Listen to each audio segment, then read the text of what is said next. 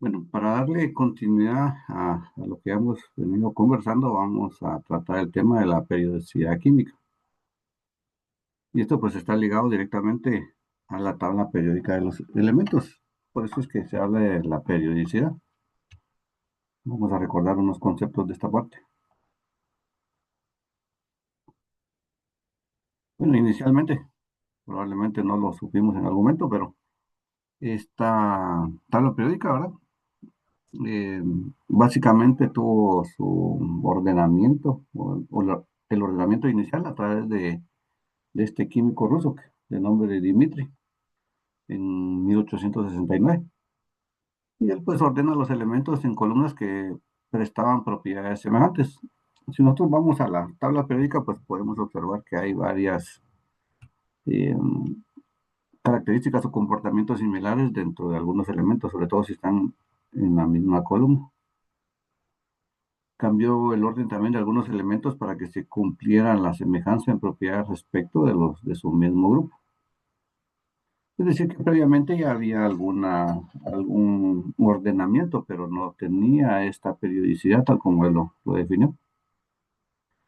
Y de igual manera, ¿verdad? Él confiaba tanto en la metodología o en el método que describió o definió, de tal forma que en su tabla se podía predecir la existencia de nuevos elementos que no habían sido descubiertos en esa época. También calculó el peso atómico de estos elementos desconocidos y predijo sus propiedades, nuevamente considerando la periodicidad de los elementos.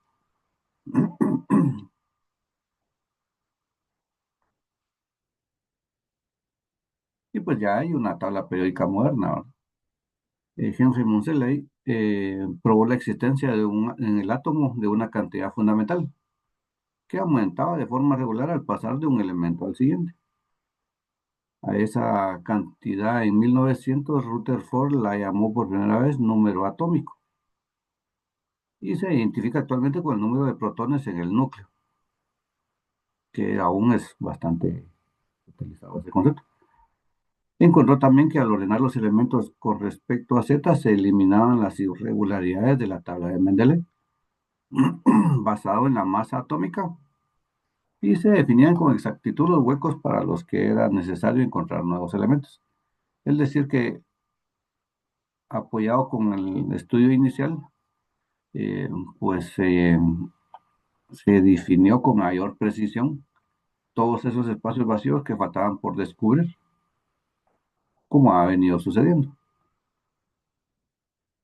Y alrededor del año 1904, J. Thomson, descubridor del electrón, desarrolló un modelo de átomo que explicaba la periodicidad de los elementos.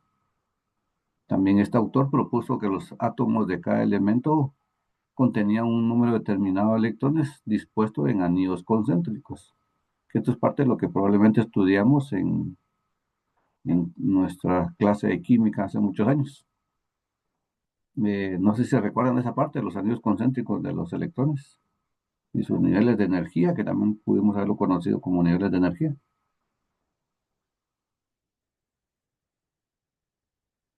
¿Se acuerdan de eso? Como electrones de valencia, recuerdo que estaban los que estaban en el último nivel. Sí, correcto. Así es, precisamente. Bueno, pues los niveles de energía SPDF, que básicamente tienen la cantidad de electrones con los que se pueden formar enlaces con otros elementos, y precisamente los electrones de valencia que están en la última capa de energía. Lo vamos a ver más a detalle con algunos ejercicios. Y los elementos con una configuración electrónica similar gozarían, según Thomson, de propiedades similares, lo que suponía la primera explicación física de la periodicidad de los elementos.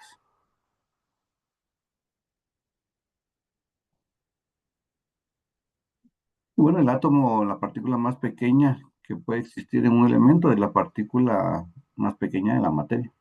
Y esta palabra pues proviene del latín átomo, átomos, que A es sin, ¿verdad? Y tomos, división, es decir, que no tiene mayor división o más división. Estos son los electrones que orbitan alrededor del núcleo, ¿sí? En el núcleo tenemos el neutrón, que su carga es neutra. También tenemos los protones, que son elementos que tienen carga positiva. Y los que están alrededor de este núcleo, pues tenemos los electrones, que son los que tienen carga negativa. Y finalmente estos son los que forman los enlaces con otros elementos para formar los compuestos que hoy conocemos. Hay un concepto de partícula subatómica, que en esto pues conocemos a los electrones, protones y neutrones, es decir, los que conforman el átomo. Y la estructura subatómica, el átomo es formado de núcleo y corteza. Y en cuanto al núcleo, podemos decir que es la parte central del átomo, formado por protones y neutrones y contiene casi toda la masa del átomo.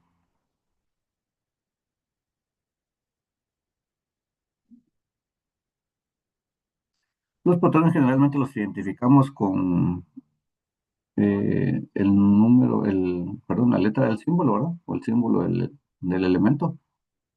Y aunado a un signo más, eh, si es el caso de que tiene solamente un electrón. Y en determinado caso tengan más electrones, pues se coloca como más 3 o más 2 más uno más 5 los que sean necesarios. Y este pues fue descubierto en 1886 por Wettstein. Y los protones pues son partículas con carga eléctrica positiva, como les decía, de más uno, ¿verdad? Mientras que el neutrón nosotros lo podemos identificar como N sin ningún superíndice o bien con N a la cero, porque no tiene ninguna carga, ¿verdad? Es neutro. Este fue descubierto en 1932 por James Chadwick y no tiene carga eléctrica. Los electrones en este caso eh, fueron descubiertos por el físico inglés William Crookes en 1879 y su carga relativa es de menos uno, ¿verdad? Por eso tiene este signo negativo.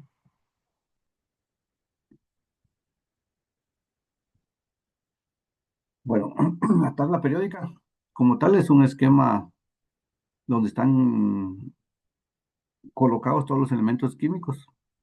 Están ordenados de acuerdo a su número atómico en forma creciente y después de esta forma se refleja la estructura de los elementos. Y en la actualidad pues se ha popularizado mucho el sistema de clasificación de la Unidad Internacional de Química Pura y Aplicada por estas siglas. En un momento les voy a mostrar esta tabla. Y este sistema enumera los grupos consecutivos del 1 al 18 a través de la tabla periódica. Es decir, hay 18 columnas, empezando del lado izquierdo y terminando del lado derecho. También se conocen como grupos y familias. Y los grupos van del 1A al 7A. Y estos se conocen como elementos representativos, porque indican las variaciones periódicas de las propiedades. Son los elementos más abundantes en la Tierra, en el sistema solar y en el universo. Y su configuración electrónica generalmente termina en NP, es decir, un número, ¿verdad? Puede ser 1, 2, 3, 4, por ejemplo, y la P, que es un subnivel de energía. Y los grupos identificados con la letra B, excepto los del grupo 2B, comprenden los elementos de transición. Y el grupo 7A está integrado por los gases inertes o gases nobles. No sé si se acuerdan de ese concepto de gases inertes y gases nobles.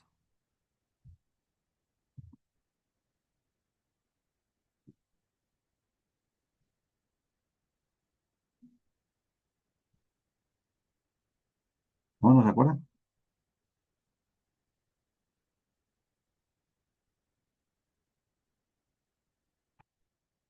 Yo creo que era algo relacionado como de los cuales son más gases que son estables, ¿no? ¿Correcto? Son gases que por su configuración electrónica vamos a poder notar que no tienen, bueno, que son muy estables y no tienen muchas posibilidades de formar enlaces con otros elementos.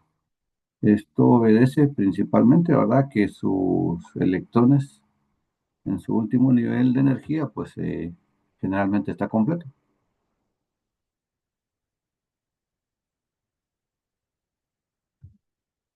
está completo con 8 electrones. Pero esta es la tabla que les comentaba, ¿verdad? Que es la que está más popularizada. Y pues en esta podemos nosotros encontrar todos los elementos y aquí nos hace una buena referencia de todos ellos, con información interesante. La electronegatividad, por ejemplo, peso atómico, niveles de energía, punto de fusión, punto de ebullición, afinidad electrónica, energía de ionización, radio, la dureza, entre otros factores, conductividad térmica, abundancia en el universo, y en qué año fue descubierto. Y así para cada uno de los elementos nos va dando una muy buena información. Entonces los grupos comienzan desde acá, ¿verdad? Desde el lado izquierdo, del 1 al 18, y están separados en algunos grupos, que lo vamos a ver ahora en unos minutos. ¿Algún comentario?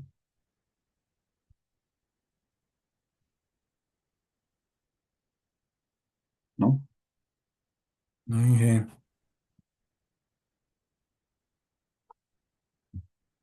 Bueno, están los gases nobles o inertes. Su nombre es por su comportamiento, que parecen mantenerse al margen del resto de los elementos y rara vez forman compuestos con ellos. Químicamente no son reactivos. Y en la tabla periódica los gases nobles se encuentran al final de cada periodo, en la columna 8A. Eh, es por esa razón que nosotros utilizamos estos elementos para algunas aplicaciones muy específicas, como en el caso de la soldadura. No sé si se acuerdan cuál es uno de los elementos que utilizamos para ese propósito.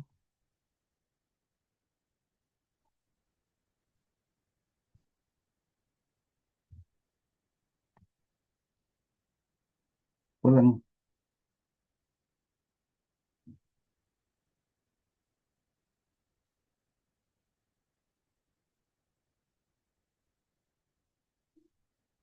¿No? ¿Recuerdan?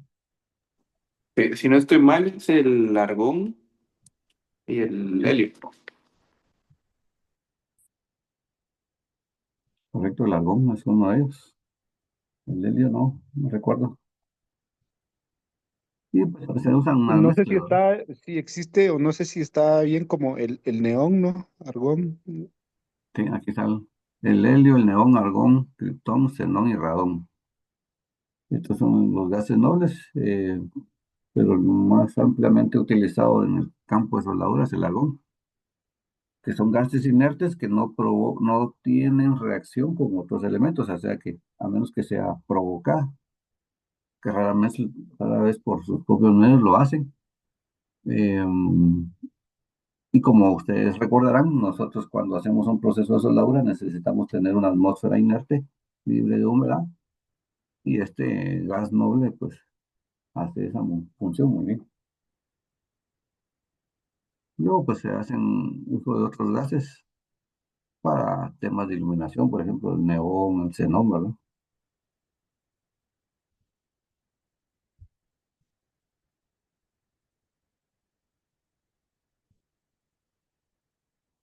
Como se los estaba mostrando, acá está. Acá está el helio, neón, argón, xenón, criptón, xenón y radón. Y por acá está el argón, ¿de acuerdo? Y bueno, aquí también esta columna, bueno, esta tabla pues es bastante interactiva. Si yo marco gases nobles, ahí me los marca.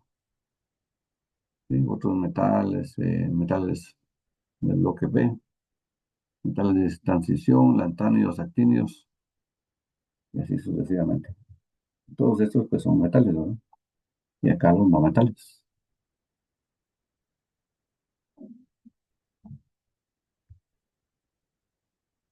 En la presentación va a estar el link para que ustedes puedan revisarlo posteriormente.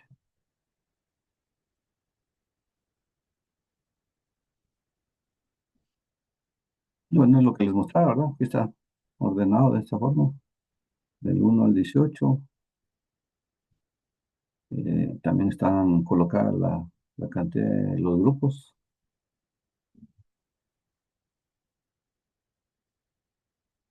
pero interactivamente está mejor en la otra presentación. Lo que les decía, ahora metales alcalinos, metales alcalinoterrios, metales de transición, metales terreos, carbonoides, nitrogenoides, calcógenos, halógenos y gases nobles. Y por acá abajo están las tierras raras. No sé si alguien se acuerda de las tierras raras, ¿a qué se refiere?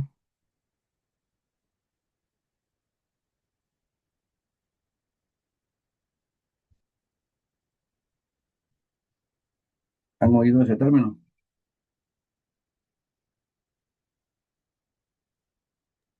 Sí, bueno, yo sé que se utilizan para, eh, el- para, perdón, para equipos de imán, para captación de metales, para fabricación de los imanes.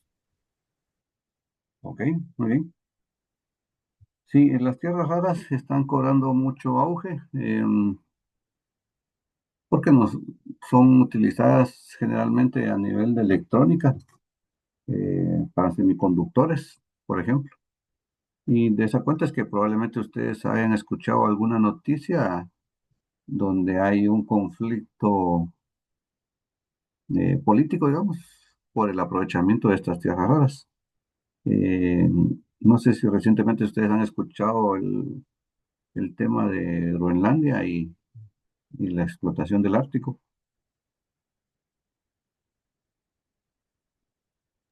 Sí. ¿Sí? Pues es derivado de eso, ¿verdad? Que por el querer tener el control de esos elementos que finalmente son aprovechados para toda la parte de la electrónica, tener el control sobre eso garantiza un poder político, digamos, a nivel mundial. Y este país que se quiere aprovechar de esta área, pues ustedes ya lo conocen, lo han escuchado, tal vez un poco por la fuerza. Otro país oriental, digamos, lo ha hecho a través de negociaciones tal vez un poco más transparentes, quizás, o menos invasivas, de tal forma que tiene mucho control también en áreas del continente africano y en Sudamérica, de las tierras raras, también creo que en Australia, si no se mal. Poco a poco han ido ganando terreno ellos en ese aspecto, ¿no? Con la intención de aprovechar todas las tierras raras. No sé si alguien ha trabajado acá en Guatemala en las minas o trabaja actualmente. Entiendo yo que también de acá sacan algo, no solamente el níquel como es eh, el nombre de la empresa, ¿verdad? De la explotación inicial, sino creo que también sacan un poco de tierra raras. No sé si alguien conoce esa área de trabajo o esa área de la industria.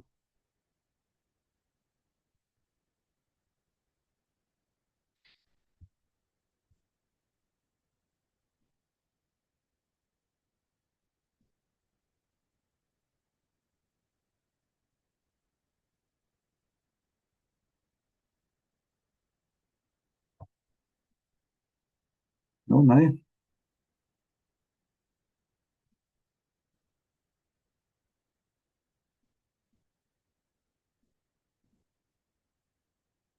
Bueno, como No, comenté, sí, es interesante, ¿verdad? Todo lo que se puede generar a través de eso.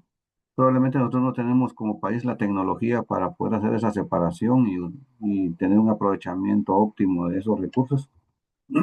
Por esas razones que se los llevan y alguien más los transforma y ya los regresan en forma de dispositivos electrónicos.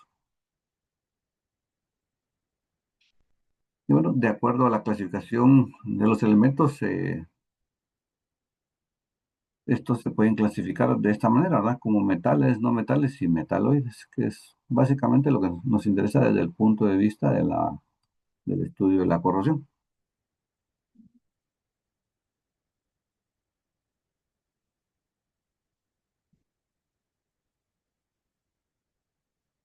Cuando hablamos de los metales, pues sabemos que tienen algunas características específicas. Dentro de estos podemos mencionar, ¿verdad? Que son buenos conductores del calor, también son buenos conductores de la electricidad. Generalmente estos tienen la posibilidad de tener un lustre característico o lo que conocemos como brillo. son maleables, es decir, se pueden moldear, sobre todo si los sometemos a una fuente de calor. La mayoría presenta unos niveles de tenacidad, es decir, que tienen una resistencia a la ruptura definida, pero también pasan por todo el tema de la deformación plástica hasta llegar a ese punto. Son dúctiles, es decir, pueden convertirse en hilos muy finos para los diferentes procesos o necesidades que tengamos, y sobre todo también si se someten a temperatura. Generalmente son sólidos en condiciones normales de presión y temperatura, excepto el mercurio, que es un metal líquido, ¿no? No sé si habían escuchado esto,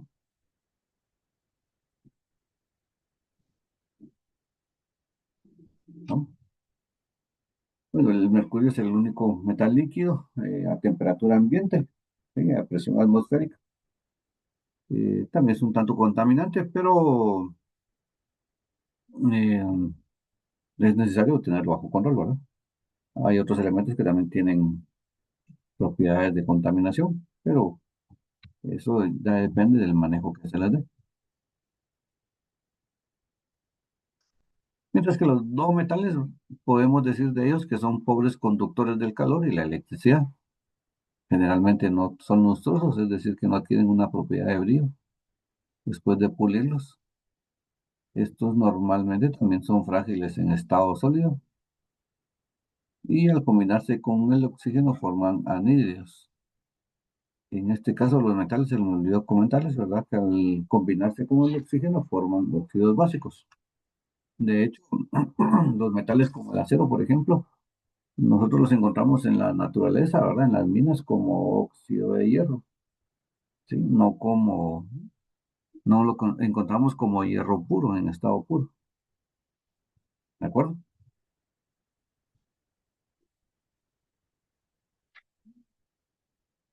Un comentario de esto que quieran agregar.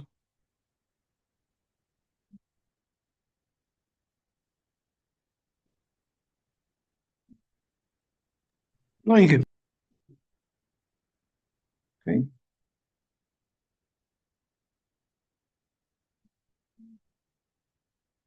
Bueno, los metaloides se caracterizan por tener o presentar un comportamiento intermedio entre ambos, es decir, entre los metales y los no metales. Pueden ser tanto brillantes como opacos y su forma puede cambiar fácilmente. Y generalmente los metaloides son mejores conductores de calor y electricidad que los no metales, pero no son tan buenos como los metales. Desafortunadamente podemos decir entonces que no hay una forma unívoca de distinguir los metaloides de los metales. Pero generalmente se diferencian en que los metaloides son semiconductores antes que conductores.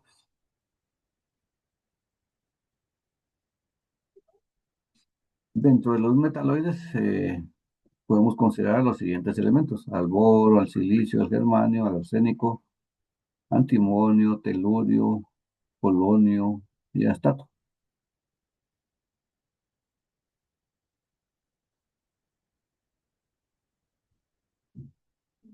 ¿De acuerdo? Algunos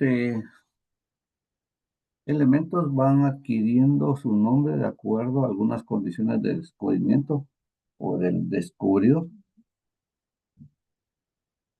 ¿De acuerdo? No sé si ustedes han escuchado a Marie Curie,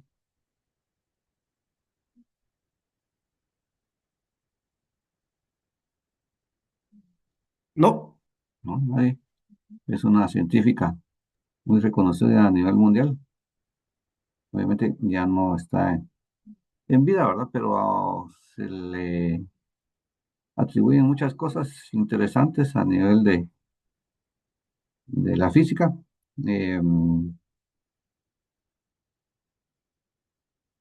Hay unos elementos que fueron descubiertos precisamente por ella, ¿verdad? Eh, y se dice, ¿verdad?, que los apuntes que están en Francia, donde yo se tengo entendido, eh, tienen algún nivel de radiación, porque ella descubrió el elemento que se conoce como radio, que es radiactivo, digamos. Y otro elemento que ella descubrió fue el polonio, ¿sí? Ella en realidad es de origen polaco, ¿sí? Y durante la era que ella vivió, pues había una hegemonía del Imperio Alemán. Y ella fue expulsada de su país natal, precisamente por esos temas de guerra y política.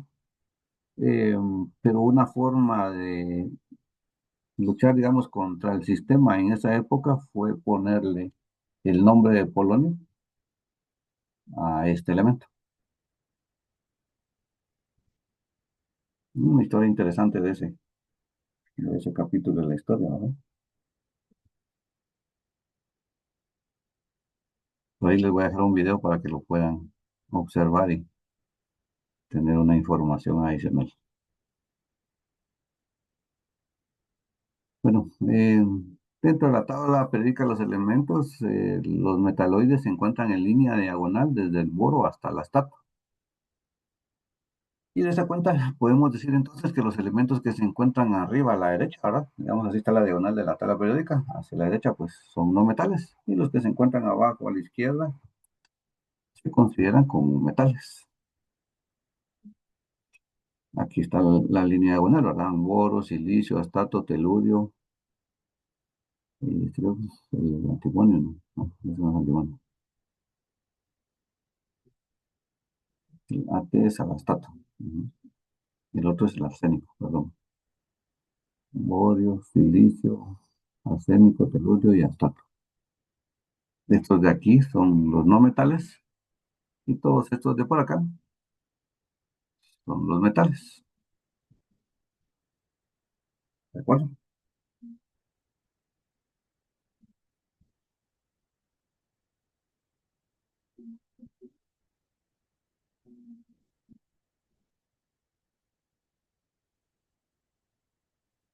Bueno, también hay unos que se conocen como metales nobles. Y los metales nobles son un grupo de metales caracterizados por ser muy inertes químicamente, es decir, que no reaccionan químicamente o reaccionan muy poco con otros compuestos químicos, lo que los convierte en metales muy interesantes para muchos fines tecnológicos o para joyería. Y esta propiedad se traduce en una escasa reactividad, o lo que es lo mismo, son poco susceptibles de corroerse y oxidarse, lo que les proporciona apariencia de inalterabilidad, ¿verdad? Razón por la cual se les denomina con el apelativo de metales nobles. ¿Les ocurre alguno que ustedes consideren como un metal noble?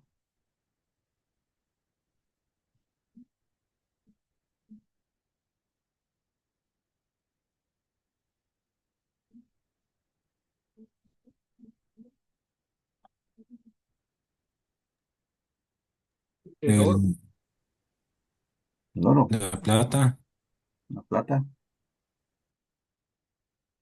muy bien. De hecho, sí, el oro pues tiene esa característica eh, que es muy deseada por muchos, ¿verdad? Pero imagínense que para evitar la corrosión tendríamos que recurrir a alguna pieza de oro. Sería impagable probablemente, ¿verdad? Por eso es de que se van utilizando algunas propiedades de unos elementos para ir formando esas protecciones. Eh, el oro, pues también a partir de la pandemia, creo yo, comenzó a tener una revalorización. Siempre ha tenido un precio alto en el mercado, pero a partir de la pandemia precisamente comenzó a tener una revalorización. No sé si saben por qué. ¿No tienen alguna idea?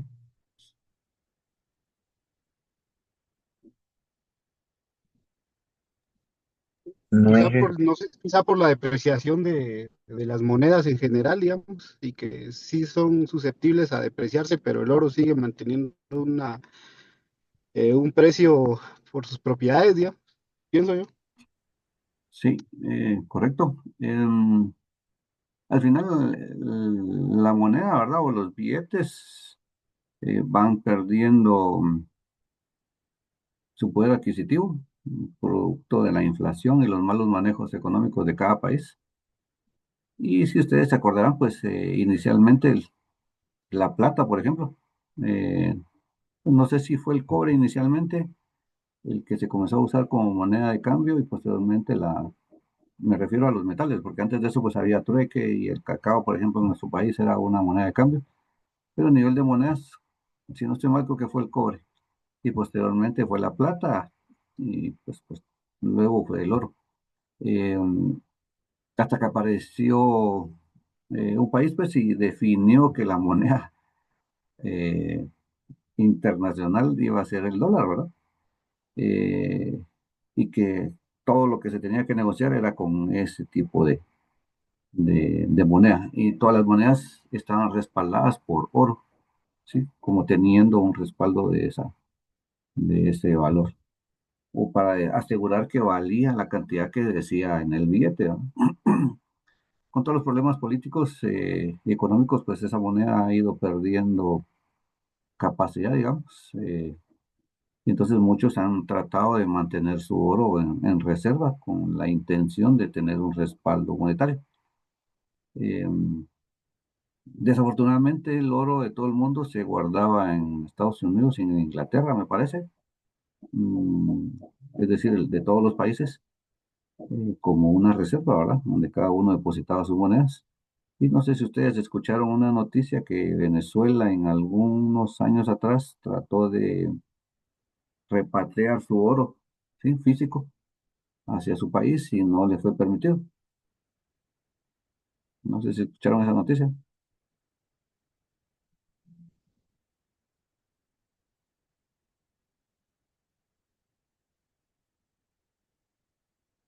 ¿no? Eso fue hace un par de años, creo que trataron de hacer eso y no los dejaron, ¿verdad? Y así pues hay muchos sucesos que van afectando ese tipo de control, ¿verdad? De los recursos que están ligados a avances tecnológicos, como el petróleo ahora también, ¿verdad? Que siempre tiene una importancia muy relevante a nivel mundial y de esa cuenta pues se han producido muchas guerras por tratar de mantener el control, sobre todo en Medio Oriente, que es una de las áreas de más eh, de concentración de este material, digamos, y recientemente la invasión de Venezuela, como sucedió por el control del petróleo, ¿no? Bueno, entre estos metales nobles tenemos aquí a estos, ¿verdad? Rutelio, radón, paladio, oro, plata, el platino, el cobre, el mercurio, renio, osmio, entre otros. Pero básicamente son estos que están acá en el centro.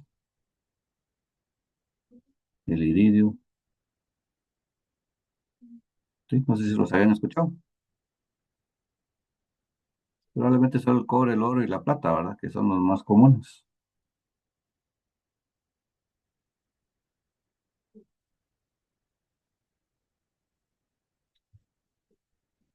Muy bien, no sé si alguien tiene algún comentario de esto o algún aporte que quieran hacer.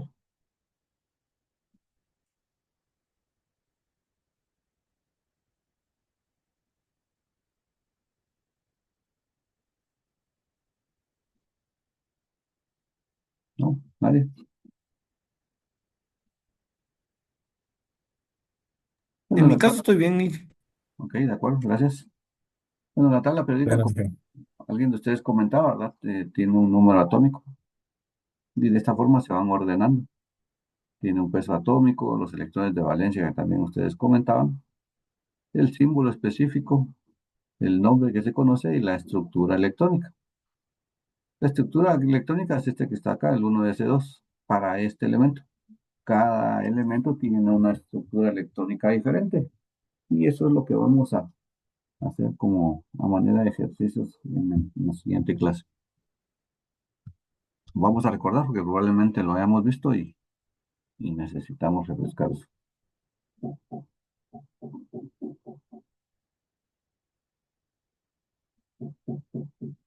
Bueno, acá hay de nuevo una tabla periódica diferente, ¿verdad? Separada por colores, donde nos muestra a qué se refiere cada uno, ¿no? Metales alcalinos, alcalino-térreos, metales de transición, antánidos, y así sucesivamente. en estas categorías y cada uno está identificado con sus colores para poder eh, tener una referencia. No es la intención volvernos especialistas en química, ¿verdad? Porque tiene muchas propiedades y hay muchos estudios. De hecho, hay una carrera de ingeniería química. Pero para nuestro caso, nosotros vamos a conocer algunos que son los que más vemos dentro de nuestros procesos y precisamente por el estudio de la prevención y control de la corrosión.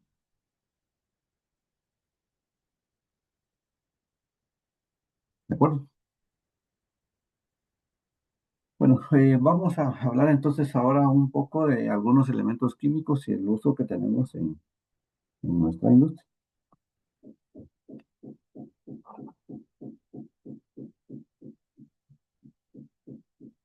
Bueno, tenemos al elemento carbono, ¿sí?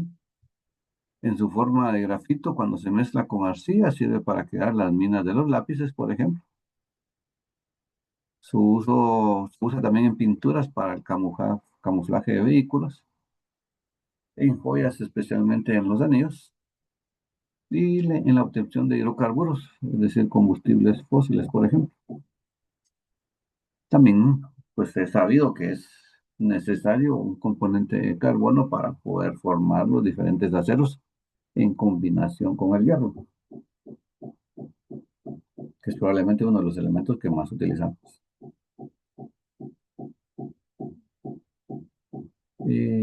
También se usa como combustible fósil, como lo dicen acá. Nosotros en nuestro país tenemos algunas, no sé si son tres generadores de energía eléctrica que utilizan como combustible el carbono. No sé si alguien trabaja en esa área, que nos quiera comentar algo.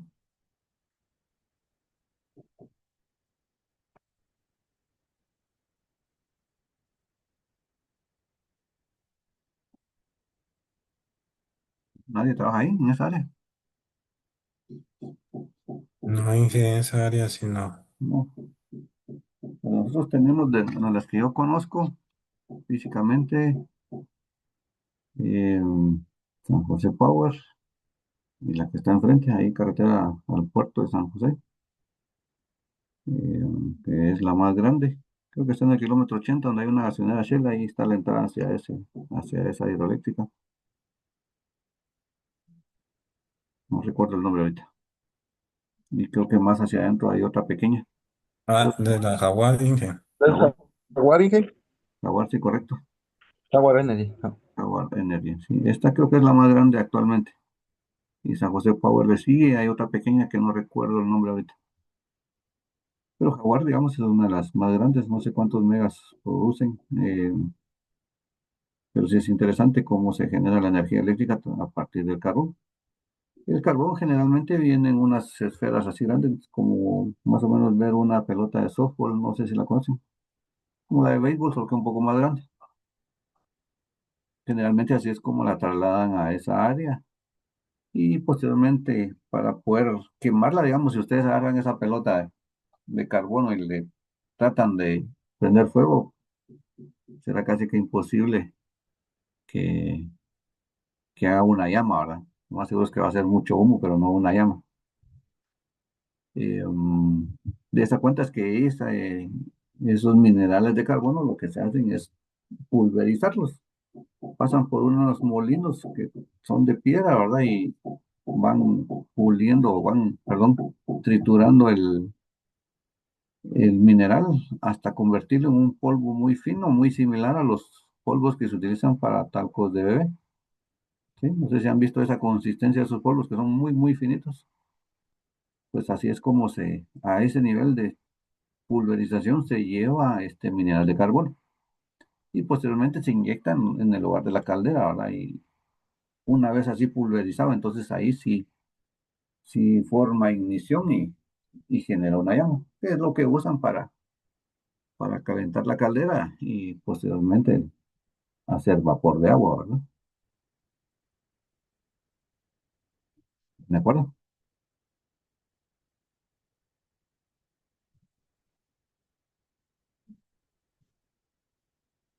Bueno, también tenemos el silicio, que tiene más o menos estas formas en su forma sólida. como mineral, como una piedra, y pulverizado, pues generalmente está así.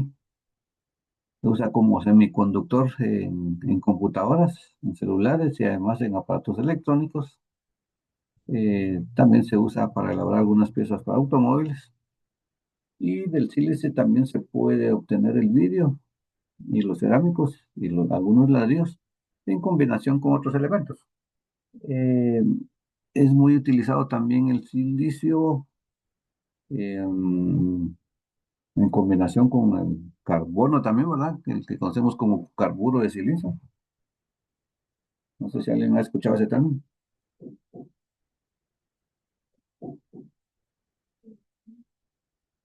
No, nadie. Carburo de silicio. Sí, Yo creo que para sellos mecánicos, si no estoy mal. sí, correcto, para ser mecánicos en bombas, ¿verdad? Cuando tenemos productos que son un tanto abrasivos o bien químicamente son bastante ácidos y pueden generar algún problema, se generan o se fabrican sellos mecánicos con este material, ¿verdad? Tienen la dificultad que son quebradizos porque son muy rígidos, pero para el propósito de protección contra químicos son muy buenos.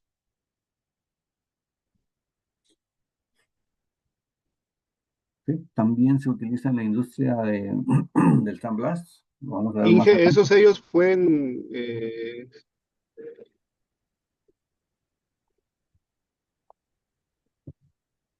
Perdón, ya no lo escuchamos. Esos sellos pueden, ¿qué? esos sellos están hechos como para el área automotriz, ¿no? Digamos como para retenedores de aceite o algo así. No, estos sellos están para el área de bombas, para transporte de fluidos. Ah, ok, ok. Las bombas tienen una sección donde gira el eje, ¿verdad? Eh, Ajá. y está el impulsor. El impulsor está cubierto, está lleno, y la carcasa donde está el impulsor está lleno del líquido que voy a trasladar. Entonces, para que Ah, no ya, se ya. salga el agua o el fluido sobre el eje, ¿verdad? Se colocan unos sellos. Inicialmente ahí se colocaban estopas, que es lo que se conocía. Las estopas eran muy buenas, sin embargo, con el tiempo pues se iban gastando y había que estar apretando el estopero, ¿sí? Esa, ese proceso de apretar el estopero generaba que los ejes de de las bombas o del impulsor tuviera desgastes naturales, ¿verdad? Porque ahí básicamente había una fricción, ¿sí? Y entonces a partir de eso se inventaron los sellos mecánicos. Las caras de los sellos mecánicos pueden ser de diferentes combinaciones, cerámica, cerámica, inoxidable cerámica, inoxidable carbono, inoxidable carburo de silicio. Depende del tipo de producto que ustedes estén manejando. Bueno, no sé si Ah, ok. todos conocen los sellos mecánicos. Vamos a ver. Sí, de lo que no sabía era de específicamente algún material de que estuvieran hechos. Ok.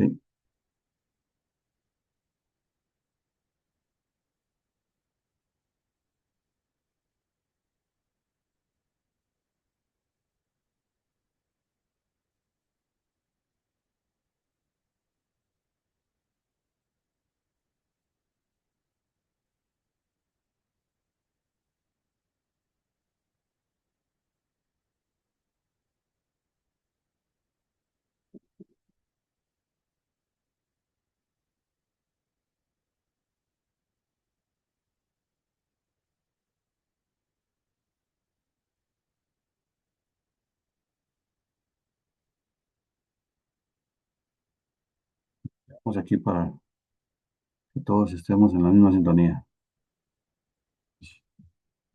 Esta, por ejemplo, ¿verdad? Es una bomba centrífuga. Y todos la ven de color azul. Sí, se puede ver. Sí, muy bien. Bueno, aquí está el impulsor y pues aquí está la succión, ¿verdad? Que es esta de aquí y la salida de la bomba. Pues todo el fluido que entra, pues es desplazado por la acción centrífuga del impulsor. Pues gira constantemente, ¿verdad? A la velocidad que está definida por el motor o la caja reductora e impulsa el fluido hacia esta dirección, hacia arriba, digamos. Como todo esto está lleno del fluido, detrás del impulsor es necesario tener un sello que no permita que el líquido que está aquí adentro salga hacia el lado del mecanismo, ¿verdad? Ya sea al motor o a la caja reductora o al acoplamiento. Pues aquí en la parte de atrás, aquí detrás del impulsor, acá no se ve, no se logra ver, pero tiene que tener un sello, o es decir, una forma que permita que no tenga ese paso de material o la pérdida de ese material. No sé si ven esta imagen ahora,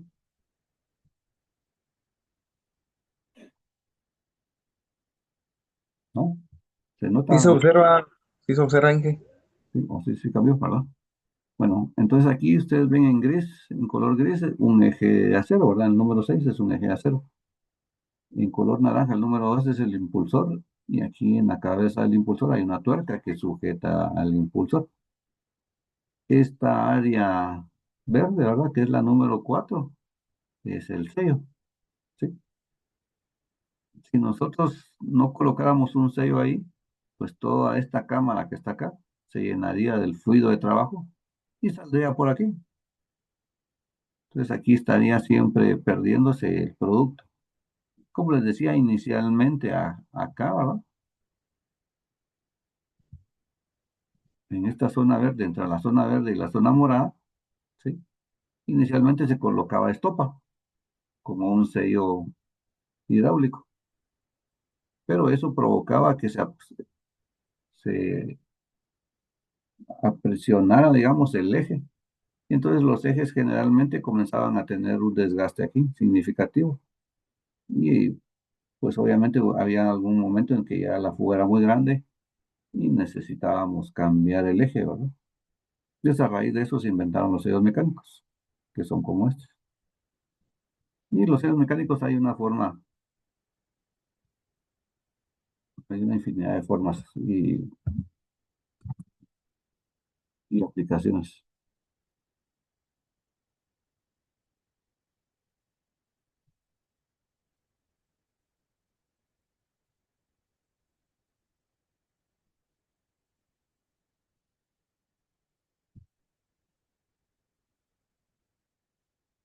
No sé si todos los ven los sellos que están aquí.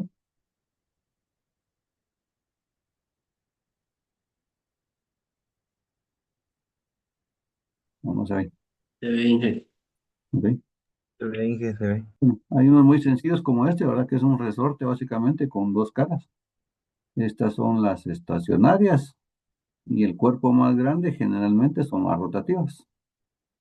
La estacionaria se coloca en la carcasa del eje de la bomba generalmente, ¿sí? Entonces esta no gira, pero estas se aprisionan contra el eje y están girando constantemente contra el eje. Entonces esta carita que está aquí, ¿verdad? Es un anillito, choca o está en contacto directo siempre con esta pista. Entonces de esa cuenta no permite que salga ningún producto hacia el otro lado, ¿verdad? A menos de que se quiebre o esté muy gastado, pues se provoca una fuga. Este es el sello más sencillo, digamos, y posiblemente hay otro tipo de sellos y materiales que ustedes pueden usar en combinación, ¿verdad?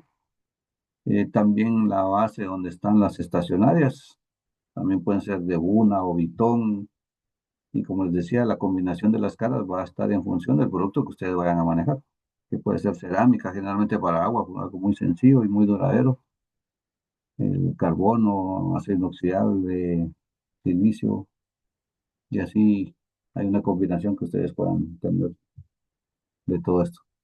Pero obviamente eso va a estar en función del producto que ustedes vayan a utilizar.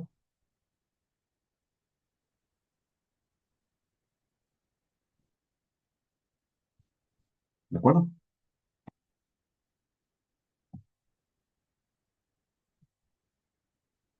Sí, de acuerdo, Inge. ¿Alguna duda o comentario que quieran saber?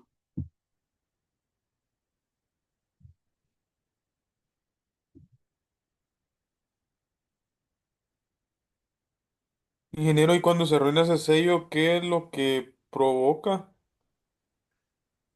¿Qué provoca el daño del sello o qué provoca que esté dañado el sello? las dos cosas si nos pudiera. Ok. El sello normalmente es dañado por un golpe, de lo más común, alguna vibración, que puede ser en el mismo montaje, o cuando tiene algún atascamiento la bomba porque se fue algún material que no corresponde, ¿sí? Y esto lo que provocan es una fuga. Cuando se daña el sello, básicamente lo que se provoca es una fuga. Y le voy a mostrar esta otra imagen, vamos a lo que quizás se pueda entender mejor. ¿Sí? ¿Ven esta imagen? Dice líquido ambiente, elemento sellado. ¿Sellado? ¿Sí se ve? Sí se ve. Del lado izquierdo, nosotros tenemos al impulsor. Y en el impulsor, pues ahí está la zona del líquido que nosotros estamos trasladando de un punto a otro, ¿verdad? Con la bomba. Y del lado derecho dice ambiente, ¿sí? Esta es una bomba de estopero. Es el sello que se utilizaba antes. Probablemente existan algunas bombas de ingenios, probablemente que utilicen siempre este tipo de forma de sellado.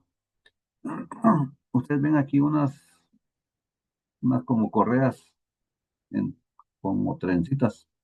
Aquí dice elemento de sellado. Hay uno, dos, tres anillos y aquí otro anillo, cuatro anillos. ¿Sí los ven?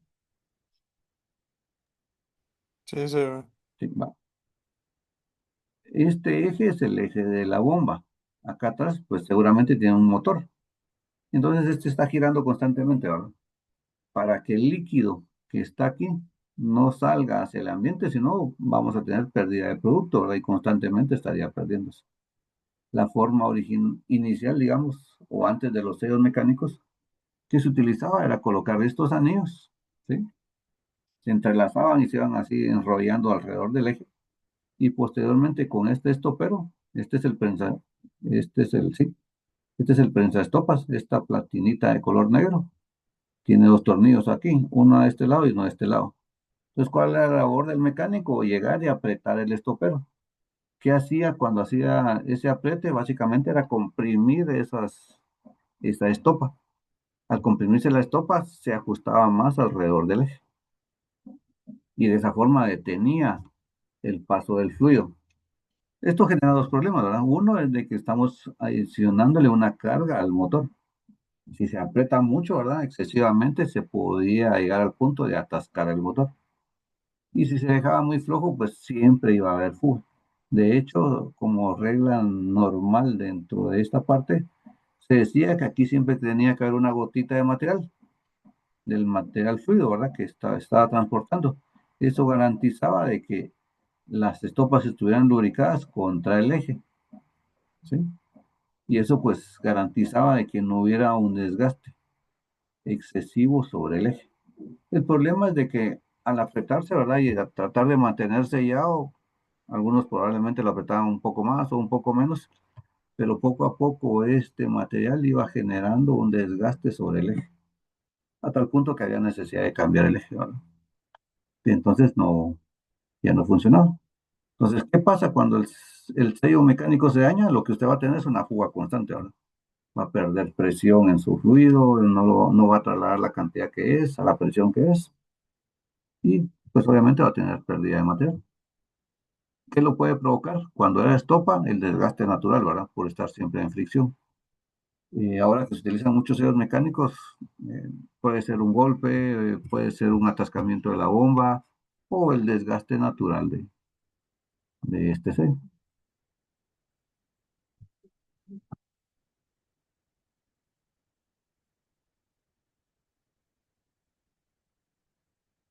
Si hay una imagen así.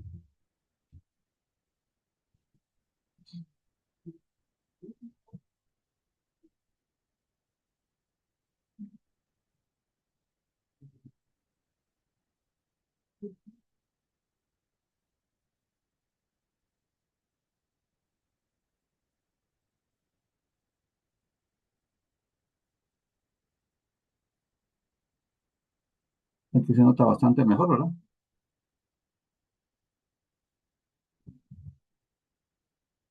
Aquí está montado nuestras caras del sello, ¿verdad? Estas son las caras del sello. Esta de aquí, pues debería ser la estacionaria. No, esta es la estacionaria, y está la rotativa, la morada es la rotativa y la verde es la estacionaria. Es decir, esta siempre va a estar girando, ¿verdad? Pero en este caso no hay algo que gire sobre el eje, que tenga contacto con el eje y lo pueda desgastar constantemente. Lo que se desgasta son las caras, tanto de la estacionaria como la de la rotativa. ¿De acuerdo? Y tiene que tener también un nivel de De grabación, ¿verdad? acuerdo, No, gracias, ingeniero. no puede comprimirlo demasiado porque si no, entonces va a haber una excesiva fricción, un sobrecalentamiento y se rompe. Y si lo deja muy flojo, pues va a haber fuga. También hay ahí una labor del técnico.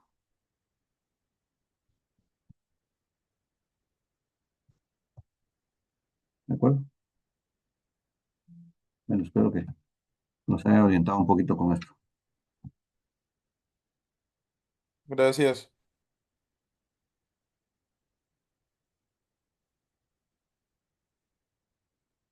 Bueno, luego tenemos este elemento que se conoce como germanio. Es un semiconductor ampliamente utilizado en la industria electrónica. Los cristales de germanio, al mezclarse con elementos como el fósforo, el arsénico, el antimonio, el boro, aluminio y galio, se emplean desde la Segunda Guerra Mundial como detectores para ultra alta frecuencia. El óxido de germanio, por ejemplo, se usa como remedio para algunos tipos de anemia. Luego también tenemos el estaño. El estaño es usado con el cobre para obtener bronce, con el plomo para uso en soldadura, ¿sí? Con el titanio para la industria aeroespacial. Se usa también como capa protectora en el revestimiento de latas de hierro y cobre y se emplea para disminuir la fragilidad del vidrio. Como lo ven, el vidrio, pues en combinación con el silicio, pues se forma vidrio y también alguna cantidad de estaño puede utilizar para disminuir la fragilidad de este elemento. Em, por ejemplo, para formar cobre, ¿verdad? Se le aplica estaño al bronce. Entonces formamos cobre, bronce, perdón. Es decir, al aplicarle estaño al cobre, pues vamos a obtener bronce. En soldadura, en la electrónica, por ejemplo, nosotros utilizamos plomo, ¿verdad? Y estaño, y con eso pues formamos el lingote para soldadura. O aquellos filamentos que venden en las electrónicas. No sé si los han visto,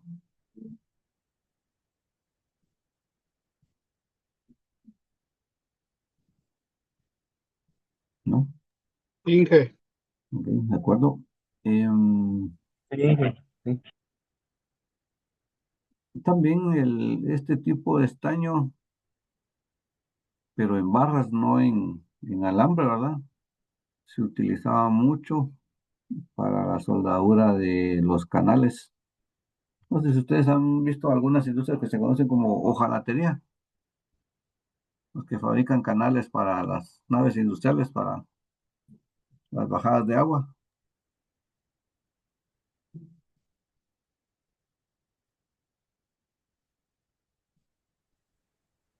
Para ductos sí, de aire los he usado. ¿Sí? Bueno, pues inicialmente esto se hasta soldaba, ollas o cosas así hacen, creo. inicialmente todo eso se soldaba con estaño. Entonces en las ferreterías vendían eso, ¿verdad? Uno llegaba, necesita una barra de plomo y una barra de estaño. Entonces ya en taller, pues se hacía en un crisol pequeñito, pues se fundían ambos metales con el oxiacetileno y pues se formaban los pequeños lingotes de material para soldadura.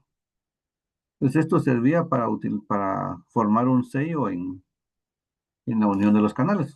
La lámina, la hojalata, digamos, no viene en láminas infinitas como ningún metal, digamos, ninguna lámina. Entonces se compran láminas y cuando las naves son muy largas hay que ir colocando secciones de canal. Esas secciones de canal se hacían con soldadura de plomo y estaño, ¿sí? Pues con el avance de la tecnología y toda la parte de los polímeros, ahora ya no usamos eso, ahora usamos los productos elásticos como los Zika, por ejemplo, ¿verdad? Y con remaches pop, pues se hace una buena unión. Pero inicialmente se hacía con soldadura. No sé si ustedes han consumido algún producto en hojalata o alguna lata de algún contenido de conservas o algunos mariscos como el atún, por ejemplo. Muy probablemente han visto las latillas de atún, estas redonditas.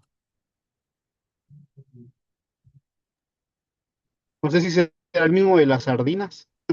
Sí, también. Las latas de las sardinas, de Eh, los frijoles también. Esos Entonces son, sí. es hojalata y tenían o tienen, no sé, ahorita no sé, no los he visto hace tiempo, un recubrimiento de estaño, ¿verdad?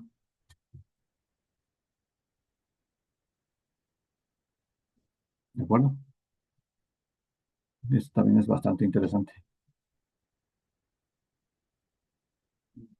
Muy bien, no sé si alguien quiere aportar aquí en este elemento o comentar algo.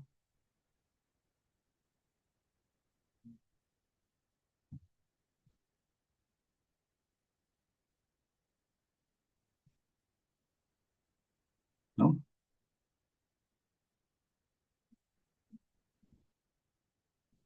Ok, bueno. No sé si les parece. Bien, continuamos con estos temas de los metales. Bueno, el plomo es bastante utilizado, ¿verdad? Generalmente se usa en las baterías de los autos. Algunos de sus compuestos de plomo se utilizan en la industria del vidrio como aditivo y pigmento. De igual forma, en la industria del plástico como estabilizante y algunas pinturas tienen plomo.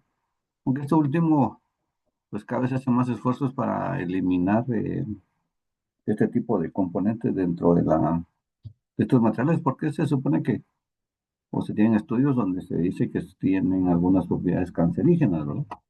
No sé si han escuchado eso.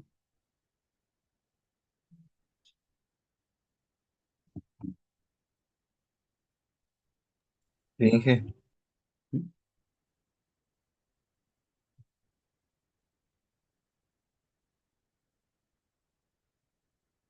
Sí, ok. Em, de hecho, hay algunos estudios que se han hecho de esas propiedades, ¿verdad? Y en la medida que nosotros buscamos colores un tanto más brillantes, pues el plomo es uno de esos componentes que da esas propiedades brillantes.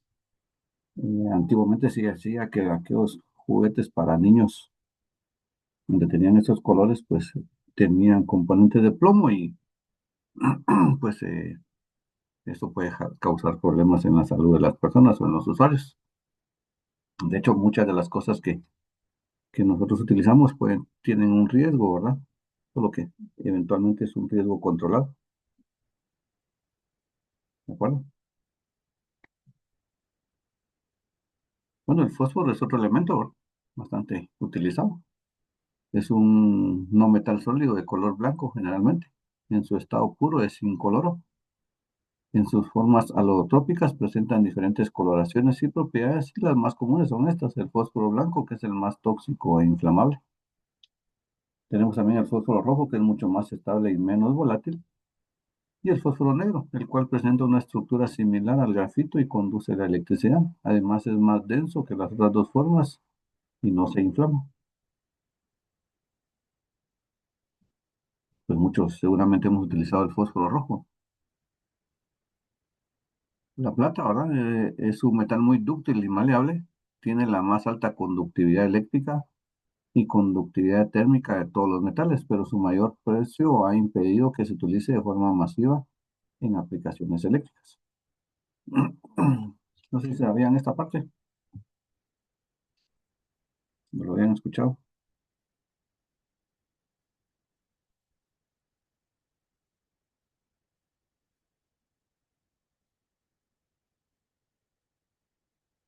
¿no? Bueno, también buena parte de este metal se Sí, emplea en orfebrería, pero sus usos más importantes son la industria fotológica, química, médica y electrónica.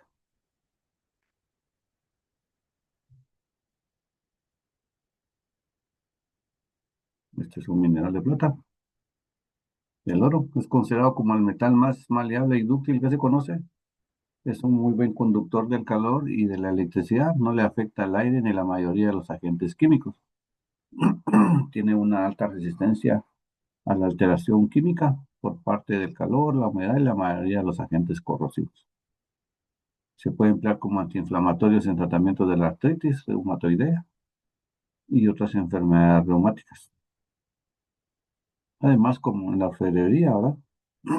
También en algunos equipos musicales, eh, micrófonos y algunos equipos de este tipo, pues se tiene sabido que hay algunos componentes de oro que permiten tener una mayor fidelidad, probablemente por la conductividad eléctrica que tienen.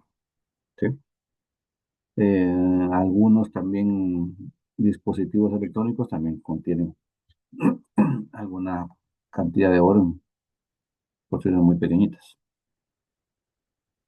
El tantalio es muy resistente al ataque por ácidos, es fisiológicamente inerte, por lo que se puede emplear para la fabricación de instrumentos quirúrgicos y en implantes. Se utiliza casi exclusivamente en la fabricación de condensadores electrolíticos de tantalio, por tanto un componente esencial en los dispositivos electrónicos muy compactos, teléfonos móviles, GPS, satélites, armas teledirigidas, televisores de plasma, videoconsolas, etcétera. Como ven, es un elemento que está muy presente hoy por hoy en nuestra vida. Y probablemente no lo hayamos visto de esa manera. Y estos son los minerales de tantalio. El lutecio es un metal resistente a la corrosión y en presencia del aire relativamente estable. De todas las tierras raras es el elemento más pesado y duro. Su extracción es bastante dispersa y no concentrada como en la mayoría de los otros elementos no raros. Este metal se emplea como catalizador en el craqueo del petróleo en las refinerías y en procesos químicos como la alquilación, la hidrogenación y la polimerización. También se está investigando radioisótopos del lutecio para ser aplicados en medicina nuclear en tratamientos terapéuticos.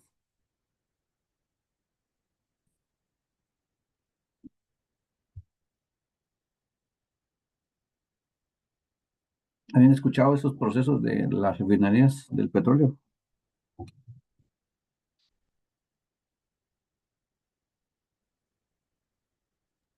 No. ¿No? Yo recuerdo que hay dos formas de procesarlo. No me acuerdo si es cracking o fracking que le llaman, que es precisamente donde se usa el lutecio, que es la forma más compleja y más cara, ¿no? También la más contaminante. Este sería el mineral. El rubidio se utiliza para ionizar con facilidad, por lo que se ha estudiado su uso en motores iónicos para naves espaciales. Se usa principalmente en la fabricación de cristales espaciales para sistemas de telecomunicaciones de fibra óptica y equipos de visión nocturna. En medicina para la tomografía por emisión de positrones, el tratamiento de la epilepsia y la separación por ultracentrifugado de ácidos nucleicos y virus. Se puede usar también como fluido de trabajo en turbinas de vapor. Este sería la forma del mineral. Y el argón, ¿verdad? Como lo habíamos comentado, se emplea como gas de relleno en lámparas incandescentes, ya que no reaccionan con el material del filamento, incluso a altas temperaturas y presión. Y en el ámbito industrial y científico se emplea en la recreación de atmósferas inertes no reaccionantes, importante, para evitar reacciones químicas indeseadas en operaciones de soldadura por arco y soldadura a gas. En el buceo técnico también se puede utilizar para el inflado de trajes secos que impiden el contacto de la piel con el agua y de esta manera también proporcionan el elemento térmico necesario para realizar largas inmersiones a cierta profundidad. Y el láser de argón tiene usos médicos en odontología y oftalmología. Y esta es su forma, ¿verdad? El antimonio se utiliza en la electrónica como semiconductor en la fabricación de láseres, dispositivos de efecto Hall y detectores infrarrojos. El antimonio generalmente es usado junto con el plomo para fabricar baterías y acumuladores, para así proporcionar resistencia a la corrosión y dureza. No sé si alguien tiene alguna pregunta de esto, algún comentario.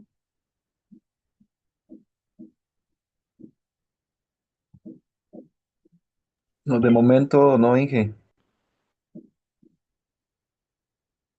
Ok. Esto.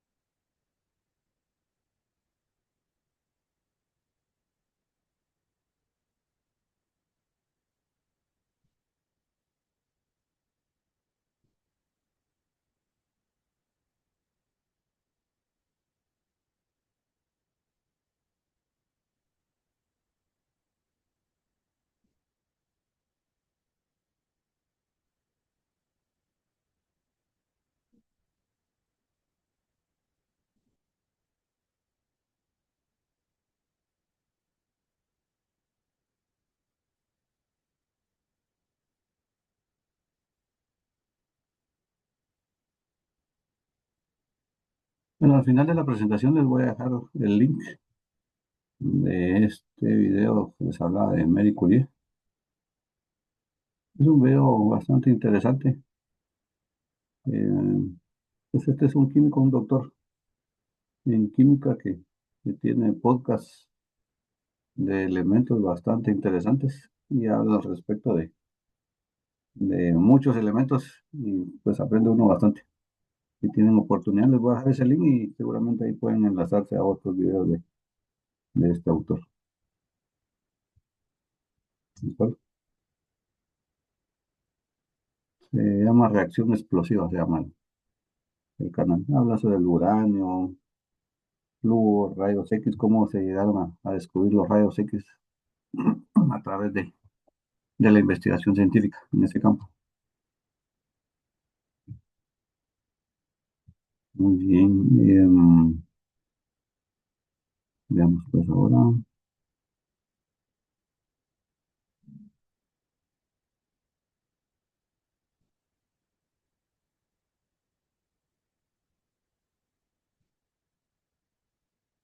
Vamos a hacer una actividad de grupo.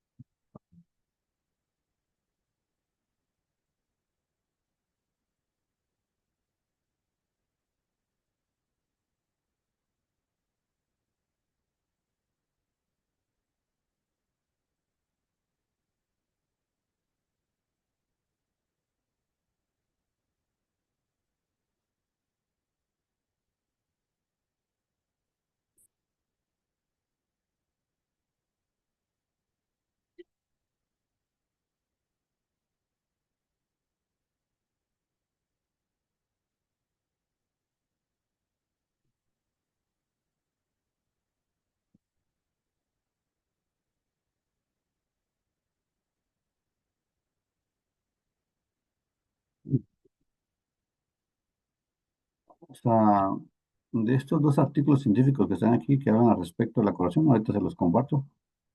Vamos a definir el planteamiento del problema, tal como ustedes lo han analizado en sus cursos de seminario, la matriz de coherencia, definirla. ¿Cuál es el diseño y la investigación de ese artículo?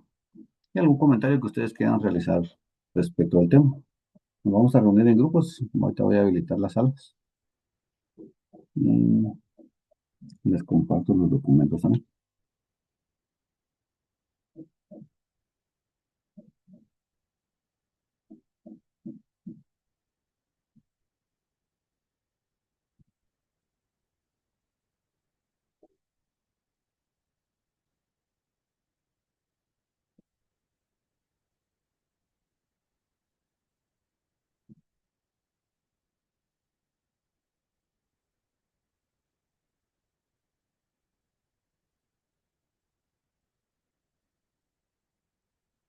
Unos van a ir terminando antes que otros. No sé si me ayudan habilitando su cámara para tomar la captura de hoy.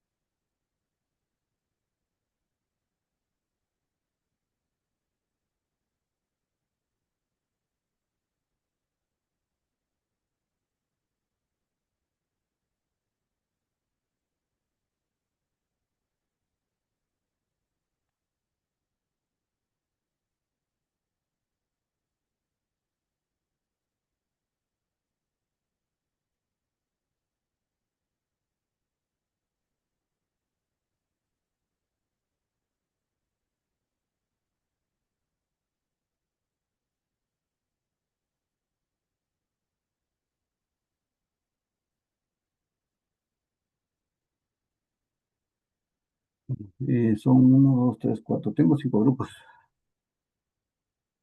Voy a generar cinco salas para que puedan reunirse ahí.